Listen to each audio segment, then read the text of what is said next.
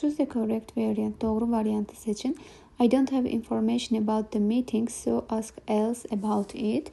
Mənim iclas haqqında məlumatım yoxdur, belə ki, onun haqqında başqa kimdənsə soruş deyir.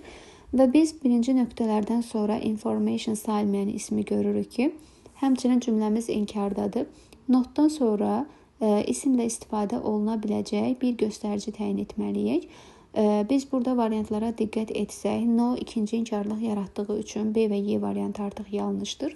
Anything-dən sonra isim yaza bilmərik. Some isə isimlə istifadə olunsa da, notdan sonra some yazmağımız yanlışdır. Yəni, some təsdiqdə ortada istifadə olunmalıdır.